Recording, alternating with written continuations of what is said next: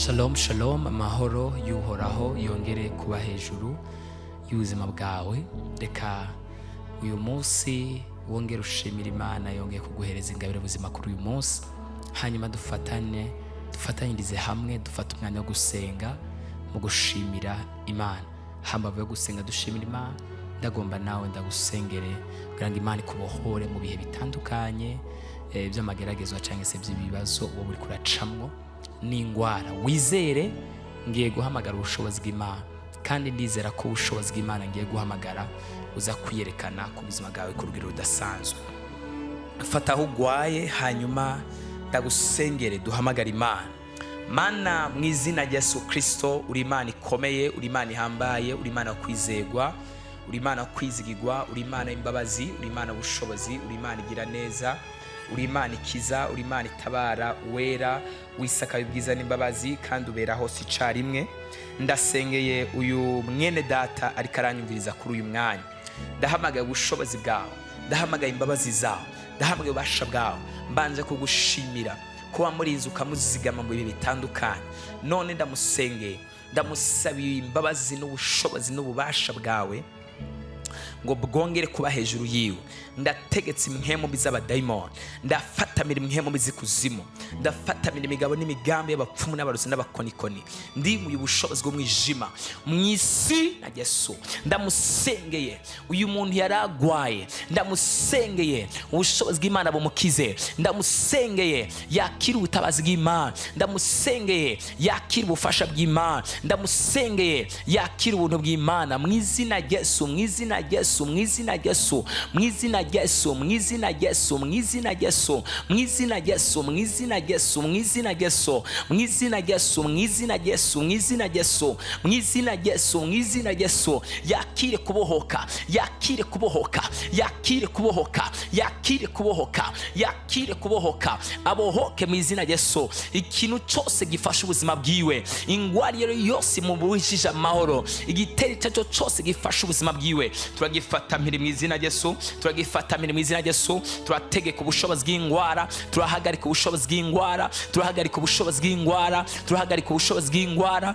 turahagarika ubushobozi bw'ingwara. Mwami Yesu mubohore, Mwami Yesu mubohore, Mwami Yesu mubohore, Mwami Yesu mubohore, Mwami Yesu mubohore, Mwami Yesu mubohore, Mwami Yesu mubohore, Mwami Yesu mubohore, Mwami Yesu mubohore, Mwami Yesu mubohore, Mwami Yesu mubohore, Mwami Yesu mubohore, Mwami Yesu mubohore, Mwami Yesu mubohore. Yakire kubohoka, abadayimoni bamurekure, ingwara yose imufashe murekure mu isi ya Yesu. Ubumene ku mutwe udahera, ugwaye mu gikiriza, ugwaye musi, Mwami nyagura ku ngoma mu nda, ugwaye mu rukenyerero, ugwaye mu mbavu, ugwaye mutwe, ugwaye mu gikiriza, ugwaye amaguru, ugwaye amaso, ugwaye amatwi. Ndamusenge ufise imisonga itandukanye, ndamusengeye ugwaye mugongo, yakire kubohoka, yakire ubutabazi bwawe, yakira imbabazi zawe, yakira ubushobozi bwawe. Mana, uko amasaha arengana, ubuntu n'imbabazi n'amahoro bibe hejuru yiwe mu izina ryawe ryera Yesu Kristo Munyanazareti, amen. Reka dukurikirane intahe zibitangaza n'ibimenyetso Imana iriko irakora. Yesu Kristo akugirire neza. Shalom.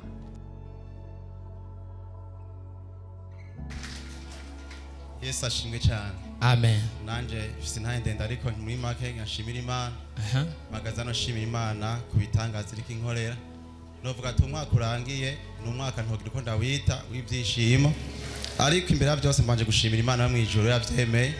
Ndashimira Imana cyane ku bwa apotre intumwa yacu. Komera Imana amashi menshi, yambaye hafi nukuri ko sayi tugenda mu bipa gusa kan telefona aziko ngira mfi, nari mbaye mu buzima bubi, sa magara meza, ariko nshimira Imana umunsi meze neza kubw'Imana. Ubwanje sinitahuye imyaka iheze yose nk'itatu iheze yamegera ngwaye merewe nabi, abarozi banmerewe nabi cyane, ariko ndashimira Imana kubw'ivyo. Ne nabwo Imana ko nzoyishinga intaye kwibonane uyu mwaka, uko indi myaka yose nabandi mu bitaro. Ndashimira Imana cyane, nubwo nagiye mu bitaro ari ibintu Imana yagiye ikora. Ndashimira Imana kubw'umuntu yaragwariye hepfo yacu, yaragwariye umwana amaze igihe atasha kwitwa leta, baragoye ko n'inzu abana ari bane, babiri barapfa abandi barasigara, ariko araza arambwira ati abantu bazagusengera, uzababwire bansengere nanje ndihagihe vyogenda neza. Uramugusabwisha igipimo ahandi, ariko baramusengera bagiye aciye aza kumbwira ngo wa mwana arakize. Ico ndagishimiye Imana. Shimiye Imana cyane yo mwijoro iyo yampaye ubuzima je barandoga Imana nkwe kumurozi. Ico ndagishimira Imana. Ndibuka intumwa imbarira ndi hano hari mu rwakera ngo ati Imana yagukuye kumurozi. Ivyo vyari ngitangaza kuri je avuga ati ivyo nivyo bakunda, ariko kugera uyu munsi nta murozi arasubira kumpangara. Ico ndagishima Imana yo mwijoro. Ikindi nshimira Imana cyane, je hageze igihe nimvira kwiyahura, ndabitegura igihe kirekire biranka, nkimvira kwiyahura kandi cyo kweza ndagifise. Ijuri kambwira mutima ati we ni wiyahuze ico uraza gukomereka ntupfa, rondera ikindi kintu cyo kunyarutsa cihuta.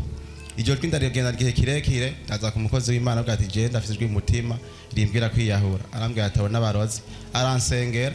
Shima Imana ko ijoro ryavuyemwo. Je nagize igihe mbura amahoro umutima, nkumva umubabaro. Hageze igihe nze gushenga nunamye niko ndasenga, nkumva amarira ariko arakoroka. Ariko uyu munsi je sinisobanukirwa. Ndashimira Imana cyane kuba meze kumbona n'ubuntu bw'Imana. Nkunda kubwira abantu ati iyo atari Pantasi muri mwebwe abantu benshi atari kumbona, je ni mu minsi y'inyongera. Ndenda gishima Imana cyane ko yanyongeye iminsi nk'abandi mu buntu bwayo. Imana ihabwe icubahiro cyane. Komera Imana amasi.